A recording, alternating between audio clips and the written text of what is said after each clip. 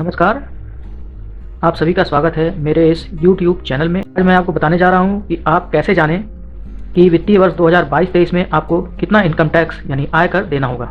इसके लिए बहुत ही अच्छा एक ऐप है जिसका नाम है फाइनेंशियल कैलकुलेटर इंडिया ऐप। इसको आप गूगल प्ले स्टोर से डाउनलोड कर सकते हैं और इसका प्रयोग करके आप आसानी से अपने आयकर की गणना कर सकते हैं। ये ऐप मैंने पहले से अपने मोबाइल में इंस्टॉल कर रखा है। आगे बढ़ने से पहले मैं ये बताना चाहता हूँ कि मैं इस ऐप का कोई प्रमोशन नहीं कर रहा हूँ और न ही इसके लिए मुझे कोई पैसे मिले हैं। ये ऐप मैं रेगुलर प्रयोग करता हूँ और मुझे अच्छा लगता है, इसीलिए आप लोग के साथ भी इसको मैं शेयर कर रहा हूँ। जब आप ऐप खोलेंगे तो इस तरह की स्क्रीन आएगी। इसको मैं थोड़ा बड़ा कर लेता हूँ जिससे आपको साफ साफ दिखे। अब नीचे जाएंगे तो आपको यहाँ पे एक ऑप्शन आएगा टैक्स का, तो यहाँ पे आप जाइए इनकम टैक्स में। उसके बाद आपको जाना है 2023 इनकम टैक्स FY 2022-23 में। इसको आप जब खोलेंगे अब यहाँ पे कुछ डिटेल्स आपको भरनी होंगी। इसको भरने के बाद ये ऐप आपको इनकम टैक्स के बारे में सारी जानकारी दे देगा। तो चलिए इसको देखते हैं। सबसे पहले आपको अपनी पर्सनल डिटेल्स बतानी होंगी, तो यहाँ पे एडिट का ऑप्शन है, इस पर जाइए। इसमें आपका age group less than 60 years भर दिया मैंने। रहते कहाँ हैं, मेट्रो सिटी में या नॉन मेट्रो सिटी में, तो other place non metro city कर दीजिए। नंबर ऑफ चिल्ड्रेन भर दीजिए, 2 बच्चे मैंने भर दिया, इसमें सेव कर दीजिए। उसके बाद आपको अपनी इनकम बतानी होगी कि सैलरी से आपको कितनी इनकम है। एडिट पे जाइए, उसमें आप अपना बेसिक पे भर दीजिए यानी मूल वेतन पूरे साल का।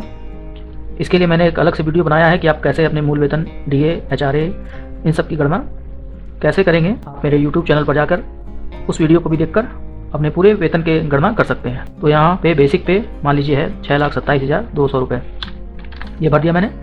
उसके बाद आप DA भरेंगे यानी महंगाई भत्ता 2,33,136 रुपये। उसके बाद थोड़ा सा और नीचे आते हैं, HRA हाउस रेंट अलाउंस कितना मिलता है आपको साल भर में विभाग द्वारा, 33,120 रुपये। उसके बाद LTA मेडिकल अलाउंस ये सब मिलता है तो आप भरिए, नहीं तो छोड़ दीजिए। उसके बाद सैलरी एरियर्स का कॉलम है, अगर कुछ पिछले साल की एरियर्स मिले हैं तो आप इसको उसमें भर दीजिए, नहीं तो छोड़ दीजिए। उसके बाद है एम्प्लॉयर्स कॉन्ट्रीब्यूशन टू NPS।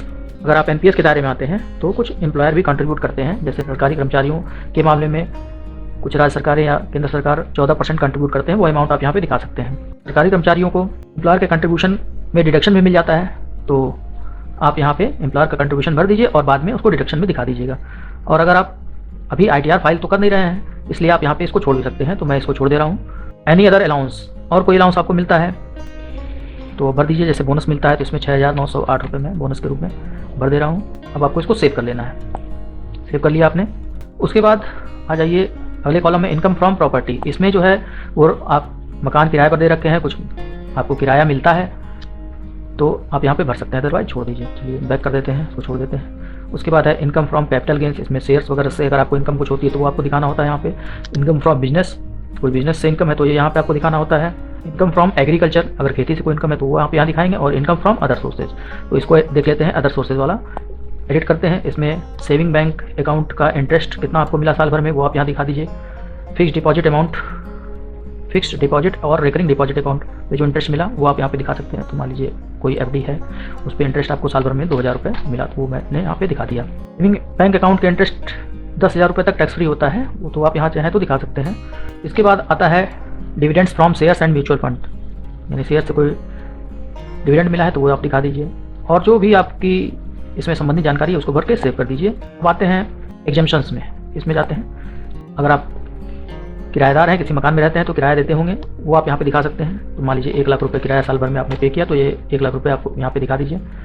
उसके अलावा और जो जानकारी है वो भर सकते हैं, उसके बाद सेव कर लीजिए।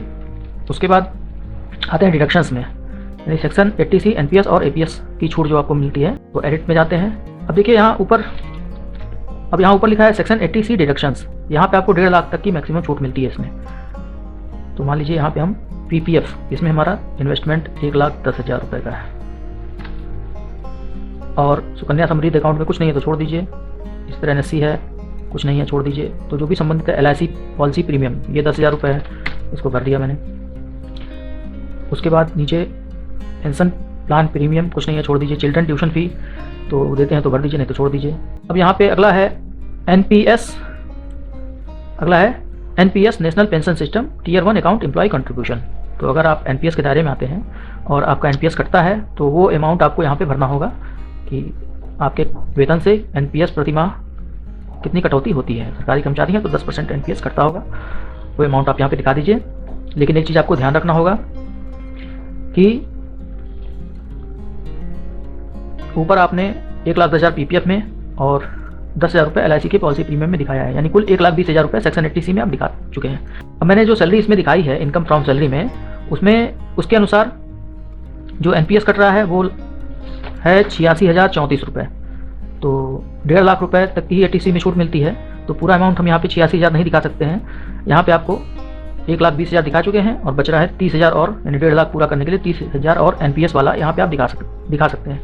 86,034 रुपये में से अगर आप 30,000 रुपये निकाल देंगे तो 56,034 रुपये और बचेंगे, जिसकी छूट आप ले सकते हैं।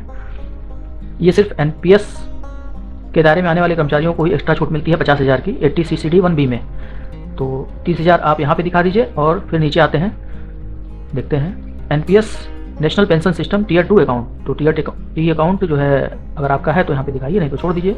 ज़्यादातर जो सरकारी कर्मचारी हैं उनका टीयर 1 अकाउंट ही होता है, टीयर 2 अकाउंट नहीं होता, इसको छोड़ देते हैं। APS कंट्रीब्यूशन अगर कुछ है तो दिखाइए, अदरवाइज छोड़ दीजिए। इसके बाद आप self occupied home loan principal repayment, कुछ EMI पेड करते हैं अगर आपने होम लोन रखा है तो उसका प्रिंसिपल यानी मूलधन और ब्याज में छूट मिलती है कुछ, वो आप यहाँ पे दिखा सकते हैं। तो अगर है ऐसा तो दिखाइए, वो भी 80 प्रिंसिपल अमाउंट जो है, मूलधन जो है वो आप यहाँ दिखा सकते हैं, और ब्याज की छूट के लिए अलग ऑप्शन है, वहाँ पे आप दिखाएंगे। ये भी 80C के अंतर्गत ही आता है। तो 1.5 लाख हम दिखा चुके हैं, तो इसमें कोई एक्स्ट्रा छूट नहीं मिलेगी, इसको छोड़ देते हैं। एनी अदर डिडक्शन इन 80C, और कोई डिडक्शन अगर 80C में है तो उसको दिखाइए, नहीं तो छोड़ दीजिए। अब ये देखिए अगला है NPS deductions in addition to section 80C, यानी उसके अलावा 80C के अलावा 1.5 लाख के अलावा आपको क्या छूट मिलती है। NPS एम्प्लॉयर कंट्रीब्यूशन, तो जो एम्प्लॉयर का कंट्रीब्यूशन है NPS में 14%, वो आप यहाँ पे दिखा सकते हैं। क्योंकि मैंने वहाँ इनकम में नहीं दिखाया था, तो यहाँ भी आपको डिडक्शंस में भी यहाँ पे नहीं दिखाना है। अगर वहाँ इनकम में दिखाते हैं तो आपको डिडक्शंस में दिखाना है। इन ITR भरते समय आपको दोनों जगह दिखाना होता है।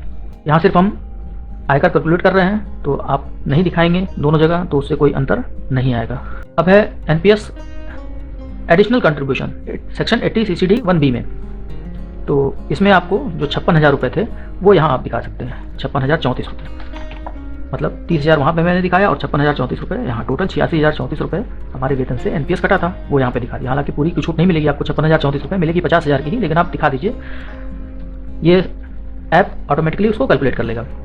आगे बढ़ते हैं, सेव कर देते हैं इस जानकारी को हम। अब इसके बाद आते हैं अदर डिडक्शंस में।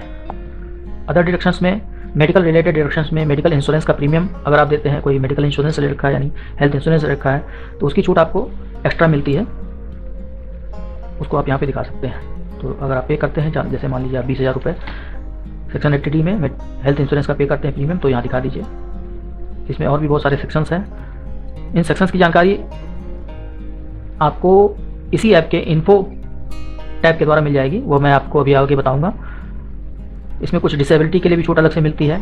और हाँ, एक चीज़ और है यहाँ पे होम लोन रिलेटेड, यानी अगर आप EMI पे करते हैं होम लोन की, तो उसका जो इंटरेस्ट बनता है उसको आप यहाँ पे दिखा सकते हैं। तो यहाँ पे मान लीजिए इंटरेस्ट जो है वो 50,000 रुपये आपका पे करते हैं साल भर में होम लोन का, तो यहाँ दिखा दीजिए। कुछ और भी सेक्शन होते हैं, अगर फर्स्ट हुआ है आपका तो इसमें 80EE 80EE ये सेक्शन है, तो इसकी भी जानकारी आपको इन्फो से मिल जाएगी। उसके अलावा इलेक्ट्रिक व्हीकल लोन में भी कुछ छूट मिलती है, तो इसको आप दिखा के ले सकते हैं। डोनेशंस में अगर आपने कुछ दिया है तो उसमें कुछ छूट मिलती है, वो भी आप यहाँ पे भर सकते हैं। तो इस तरह से जो भी संबंधित जानकारी है भर के आपको यहाँ पे सेव कर लेना है। अब आते हैं tax paid and tax relief में। इसमें कुछ वेतन से आपकी कटौती होती होगी प्रति माह, तो वो आप यहाँ पे दिखा दीजिए, तो वो लेस हो जाएगा, क्योंकि वो ऑलरेडी आप पेड कर चुके होंगे। तो अभी फ़िलहाल हम इसको छोड़ देते हैं।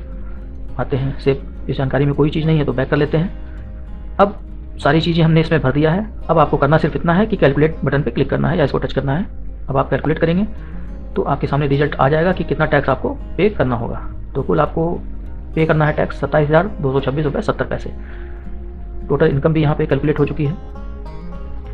उसके बाद आपका टोटल एग्जम्पशंस कितने हैं वो सब इस तरह से old tax regime old tax system में आपको कुल 27,226 रुपये 70 पैसे पे करने होंगे आयकर।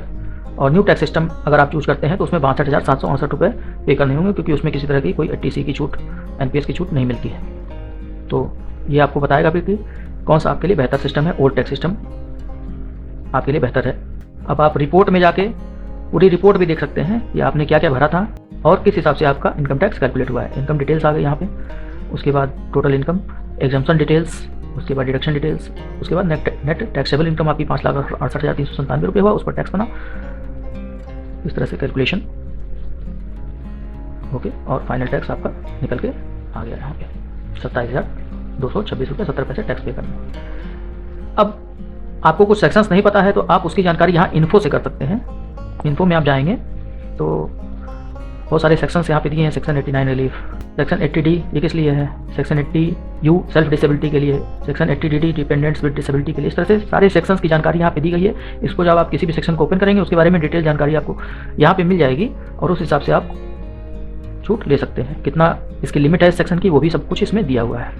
आपको ये वीडियो कैसा लगा ज़रूर बताइएगा कमेंट करके, और अगर जानकारी अच्छी लगी हो तो प्लीज़ मेरे चैनल को ज़रूर सब्सक्राइब कीजिएगा और अपने मित्रों के साथ, दोस्तों के साथ, अध्यापकों के साथ ज़्यादा से ज़्यादा शेयर भी कीजिएगा और इस वीडियो को लाइक भी कीजिएगा, जिससे आपको और आपके अन्य मित्रों को भी इसका फ़ायदा मिल सके। बहुत बहुत धन्यवाद।